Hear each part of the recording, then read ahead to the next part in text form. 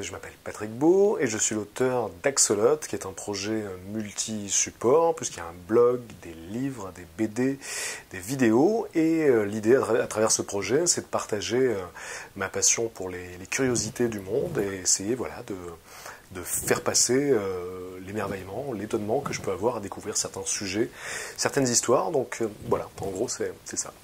Est-ce que tu as vu les conférences ? Déjà, je dois préciser que je l'ai vu à peu près quand le spectacle a commencé, donc c'était en 2014 je pense.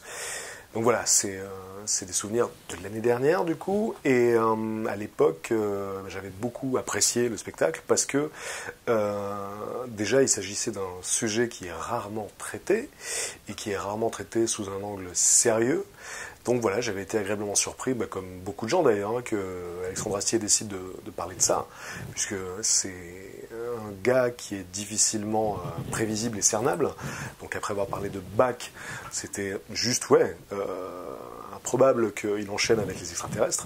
Donc je trouvais ça très intéressant, le fait qu'il parle d'un sujet sur lequel on n'attendait pas du tout.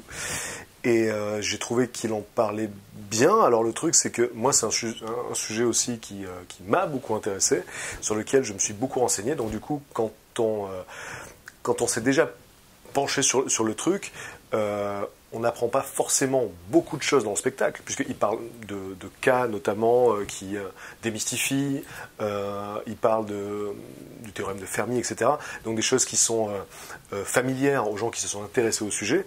Mais je pense que pour les gens qui ne s'y intéressent pas spécialement ou qui n'ont pas creusé le truc, c'est une mine d'informations, on apprend des tas de trucs, et évidemment l'intérêt, c'est pas juste les informations qu'on peut y apprendre, mais c'est le regard d'Alexandre Astier sur le sujet. Donc on le retrouve fidèle à lui-même, fidèle à son personnage, et donc c'est très drôle, effectivement, de le voir démystifier certains cas, de le voir se moquer de l'idée que les extraterrestres puissent décider de faire des millions d'années-lumière juste pour venir, je sais pas, se poser sur une pelouse, capturer une vache, enfin ce genre de truc. Et c'est vrai que c'est des arguments de bon sens, évidemment. Donc voilà, j'ai trouvé ça très intéressant, évidemment, et très jubilatoire aussi, donc de le voir s'emparer de ce sujet-là. Et on peut dire que le final est inattendu aussi, on ne s'attend pas du tout à ce qu'il arrive ce qu'il arrive. J'avais été, assez impressionné par la mise en scène. Voilà, il y a un vrai travail de mise en scène qui est assez remarquable. Et donc voilà, j'en avais gardé un très très bon souvenir. Il est drôle, mais on voit que c'est un sujet qu'il respecte.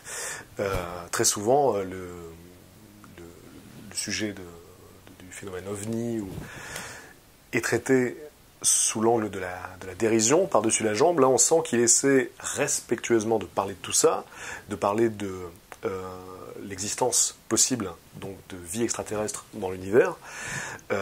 Il se moque quand il y a matière à se moquer, voilà, mais d'une façon générale, il est respectueux de son sujet, et donc voilà, c'est pour ça que je dis qu'il le traite sérieusement, de la même manière qu'il parlait de Bach. De toute façon, il y avait évidemment de l'humour, mais il y avait beaucoup de respect, surtout pour le sujet dont il parlait.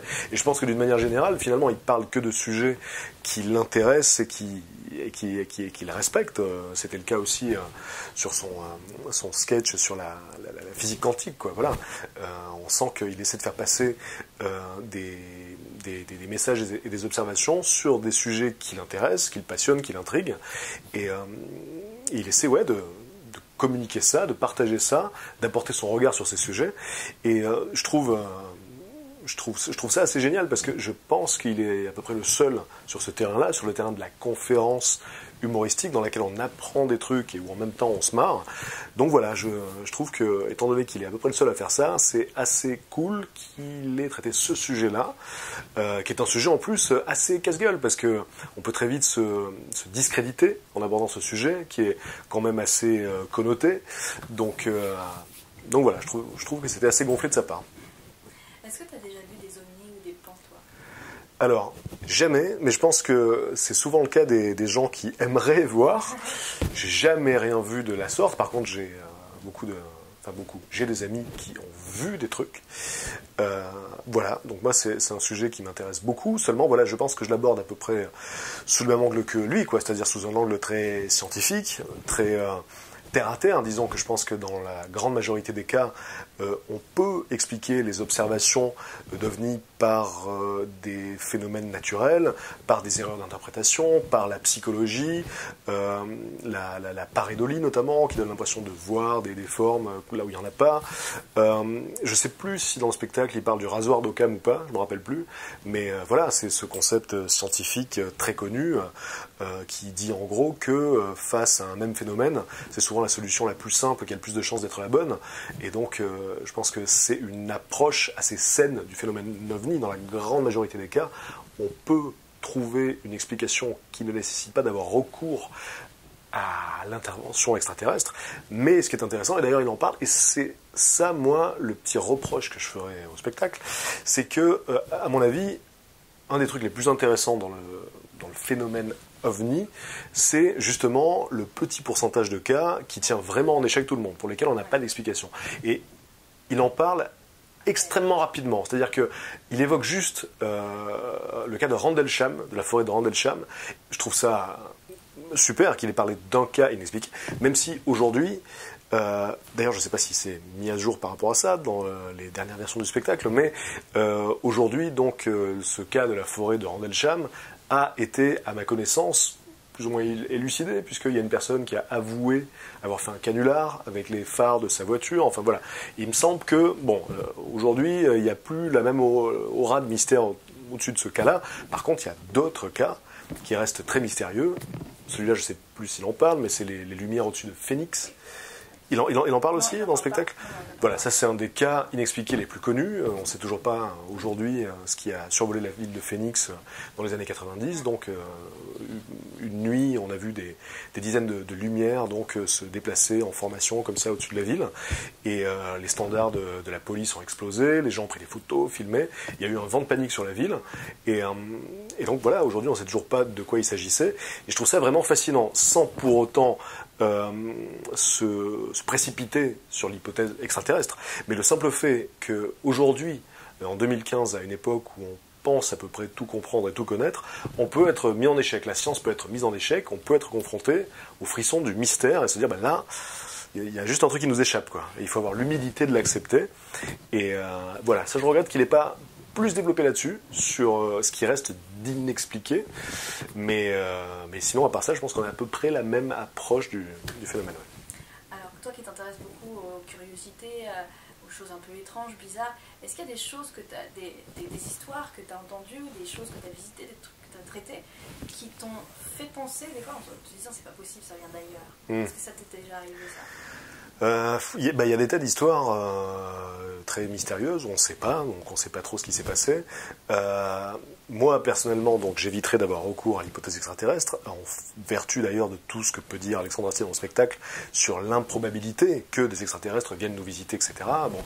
Mais oui, il y a des tas d'histoires pour lesquelles, encore aujourd'hui, on ne sait pas exactement ce qui s'est passé, quoi. Et même dans le cadre de la mythologie OVNI, il y a des histoires où même si c'était pas des aliens, et je dirais même plus que si c'est pas des aliens, c'est peut-être encore plus fou, quoi. Il y a un cas notamment d'hystérie collective qui s'est déroulé dans une école. Tous les élèves de la classe, donc c'était des élèves d'école primaire, ont vu dans la cour de récréation, enfin c'est ce qu'ils ont dit après coup, ils ont vu se poser un objet, ils ont vu en sortir deux humanoïdes, etc. Bon, cette histoire s'est passée au Zimbabwe, voilà, dans une école au Zimbabwe, et donc voilà, tous ces enfants ont vu la même chose, et derrière ça, ils ont été interrogés par un psychiatre qui s'appelait John Mack, qui était donc psychiatre à l'université de médecine de Harvard. Donc voilà, c'était pas le premier venu, quoi. Et d'ailleurs, donc Max s'est beaucoup intéressé aux témoignages des gens qui prétendaient avoir été enlevés, parce que ouais, ça recoupe des tas de domaines de la psychologie. Par exemple, il y a, pour faire une petite parenthèse, il y a beaucoup de gens qui pensent avoir été visités par des aliens dans leur chambre, et on s'aperçoit que ça cadre exactement avec les symptômes de la paralysie du sommeil, par exemple. avec les hallucinations et tout ça. Et donc, John Mack était venu interroger ces gosses, et ce qu'il avait retenu de cette session, c'est que tous ces enfants disaient la vérité, c'est-à-dire qu'ils étaient de bonne foi. Quand il disait avoir vu tel ou tel truc, pour lui, c'était de la peur authentique, et toutes les histoires se recoupaient, pourtant ils ont été interrogés séparément. Donc, a priori, il s'est passé un truc, et ce qui est mystérieux, c'est la nature de ce truc. Donc, est-ce que c'est un canular? Est-ce que c'est des gens qui ont voulu faire peur à des enfants? On ne sait pas. Mais en tout cas, voilà, ça c'est un cas assez troublant autour de ça. Et Mack, d'ailleurs, a été...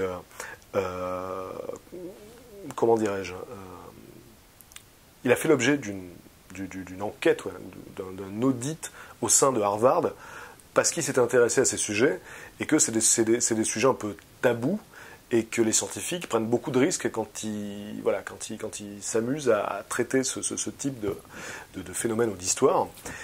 Et donc il avait pris le risque de le faire, et c'est assez rare quand on a ce genre de statut, de prendre ce risque-là, quoi, parce qu'on a très vite fait d'être tourné en ridicule, etc., etc. Alors que bon, c'est quand même très très intéressant. Voilà, si on est confronté à des mystères, ça ne veut pas dire que on extrapole et que on en conclut qu'il s'agit d'extraterrestres, quoi. Simplement, voilà, il y a des cas mystérieux, c'est intéressant d'enquêter dessus. Et donc voilà, mais ça c'est un cas parmi des tas, hein, mais il y a des tas de trucs qui restent aujourd'hui mystérieux et qui sont très intéressants. Je pense que ça aurait valu le coup peut-être d'en parler davantage, mais l'angle du spectacle en tout cas c'était plutôt de démystifier, quoi, de démystifier sans pour autant éliminer la possibilité d'une vie extraterrestre, puisque là évidemment ce serait absurde aujourd'hui de nier la très très très forte probabilité que donc, des extraterrestres existent, ne serait-ce que dans notre galaxie, et même d'ailleurs dans notre système solaire, quoi, puisque voilà, on sait aujourd'hui que sous Encelade, par exemple, il y a sans doute un océan liquide et qu'il y a très probablement des formes de vie, des planctons, des bactéries, etc. Donc, ouais, je pense qu'on est au bord, en fait, de faire une rencontre du troisième type, quoi. Je pense que ça arrivera d'ici une quinzaine d'années, quoi, d'ici une vingtaine d'années, donc voilà, j'ai hâte. Moi, je pense que c'est extrêmement humano-centré, voire même terrieno-centré, pour faire un néologisme, de s'imaginer que la vie ne peut exister que là où on est, quoi. Genre, oui, on est élu, c'est comme se balader dans le Sahara, prendre un grain de sable et dire c'est que là. C'est tellement présomptueux, quoi. Je vois pas pourquoi, on n'a rien d'exceptionnel. Et aujourd'hui, voilà, on découvre de plus en plus d'exoplanètes, on s'aperçoit qu'il y a des tas de planètes qui ont à peu près les mêmes conditions d'accueil pour la vie que la Terre, quoi, par rapport à la distance qu'elles ont vis-à-vis de leur étoile, etc., etc. Donc, oui, on est à peu près sûr et certain que la vie existe ailleurs, donc encore une fois, sans doute dans notre système solaire même. Donc, il ne s'agit pas de dire que l'intelligence, comme on la connaît sur Terre, est extrêmement fréquente, puisque sans doute que pour réussir à obtenir l'intelligence ou la conscience à partir de la vie, il faut sans doute des millions et des millions de conditions extrêmement précises, et que c'est sans doute un hasard très très très grand. Donc moi ce que je pense, c'est que la vie est un phénomène assez fréquent dans l'univers, j'en suis persuadé, parce que je me dis, il n'y a pas de raison. En fait, c'est une histoire de probabilité. Voilà, on sait que si la vie existe sur la Terre, c'est par rapport à des facteurs de distance vis-à-vis du Soleil, de bonne taille, etc. Et vu qu'il y a des milliards et des milliards de planètes et d'étoiles, à un moment donné, même un truc qui a une chance sur 1 million de se produire, sur des centaines de milliards de trucs, il va se produire plusieurs fois. Après, dans notre cas, je pense qu'il y a un cumul de chances, quoi. Il fallait que la vie apparaisse, et ensuite il fallait qu'elle se complexifie pour arriver jusqu'à une forme d'intelligence, tout ça. Donc là, je pense que, par contre, pour tomber sur une espèce qui est le même niveau d'évolution que le nôtre, je pense que ça va être très très compliqué, par contre, parce qu'en plus il faudrait tomber au même moment, quoi, d'évolution de la civilisation. Peut-être qu'il y a des tas de civilisations très avancées qui ont disparu depuis des millénaires. Donc là, ça cumule les probabilités, quoi. Les distances juste inconcevables pour nous éliminent beaucoup de chances, et de trouver des extraterrestres au moins aussi intelligents que nous, et encore moins de les rencontrer. Voilà, il faudrait déjà qu'on puisse maîtriser le voyage supraluminique ou les trous de verre. Voilà, donc a priori jusqu'à ce qu'on y arrive, c'est mort. Moi, j'avoue que j'ai pas trop l'espoir de voir un jour débarquer des aliens sur notre planète. Mais par contre, j'ai bon espoir qu'on découvre de la vie extraterrestre. Et ce sera sans doute, du coup, une des découvertes, si ce n'est la découverte la plus extraordinaire qu'on aura faite, quoi. Même si, pour reprendre d'ailleurs une vidéo dans laquelle j'ai vu donc Alexandre Astier réagir il y a très peu de temps, si ça tombe en même temps que la finale de la Coupe du Monde, il y a de fortes chances que les gens se focalisent plutôt là-dessus que sur cette découverte. Mais voilà, moi je crois que de notre vivant, en tout cas, on découvrira la première forme de vie extraterrestre. Question, est-ce que tu penses faire, toi, une vidéo sur ces phénomènes inexpliqués Alors, qui font partie de la mythologie extraterrestre, ouais. Pas qu'on explique. Je ne l'ai jamais fait sur Axolot, ni en article, ni en vidéo, parce que c'est un sujet qui est extrêmement connoté, qui est extrêmement touchy. C'est pour ça que je trouve qu'il est très courageux, Alexandre Astier, d'avoir traité ce sujet-là. Parce que c'est très délicat, quoi. Parce que c'est un sujet forcément qui déchaîne les passions. Et c'est très très difficile, voilà, de rester objectif. Sans que... Ouais. Parce que lui, il a pris parti. Oui, ouais. Mais disons que oui, je pourrais parler de phénomènes qu'on a élucidés, puisque dans Axolot, moi, le principe, c'est que je parle de faits avérés, documentés, etc. Donc ouais, éventuellement parler de cas qu'on a pu prendre pour des ovnis et qu'on a expliqué par la suite. Je peux parler de mystère aussi, mais c'est vrai que c'est un sujet très délicat. Et même pour des sujets que j'imaginais pas délicats, je me suis aperçu après coup que il pouvait y avoir pas mal d'illuminés. Je pense notamment à la Lune. Voilà, j'avais fait une vidéo sur les objets qu'on a laissés sur la Lune et je m'attendais pas du tout à voir donc une déferlante de commentaires de gens qui considèrent qu'on n'est pas allé sur la Lune, etc. Et voilà, moi j'avoue que j'aime pas spécialement me confronter aux trolls, c'est pas trop mon truc. Donc si je peux éviter de déclencher ce genre de réaction, bah, j'évite. Après, j'exclus pas du tout de parler de ça.